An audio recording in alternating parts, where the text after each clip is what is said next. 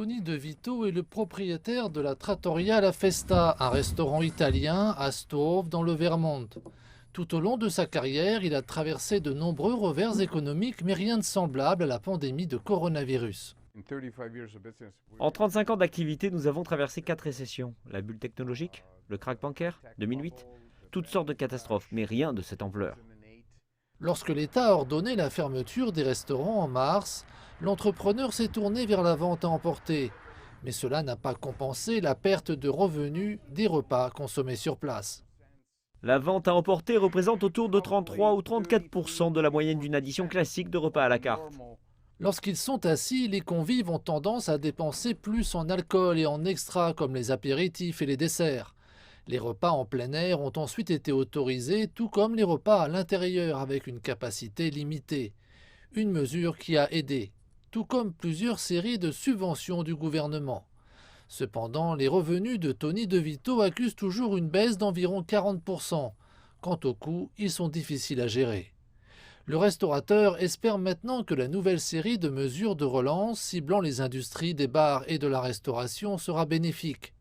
Début mars, le président Biden a signé un plan de sauvetage de 1 900 millions de dollars. Parmi ces mesures, le fonds de revitalisation des restaurants, valorisé à plus de 28 milliards de dollars, destiné au secteur de la restauration et des bars.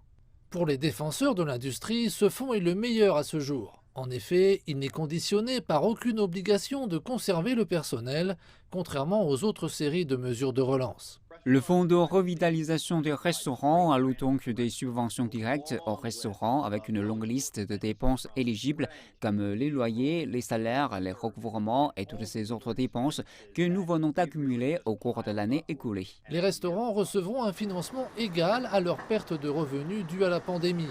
Un plafond a été fixé à 5 millions de dollars par emplacement physique et aucune entreprise ne pourra recevoir plus de 10 millions de dollars. Lors du lancement du portail, la priorité sera d'abord donnée aux petites entreprises appartenant à des femmes, à d'anciens combattants et à des minorités. 3 semaines plus tard, il sera ouvert à tous les restaurateurs. Tony De Vito craint que les fonds ne soient engloutis par les plus mastodontes. Ils peuvent accéder au processus de candidature beaucoup plus rapidement. C'est comme comparer une Ferrari à une Fiat 500. Nous, les petits, nous portons 10 casquettes différentes.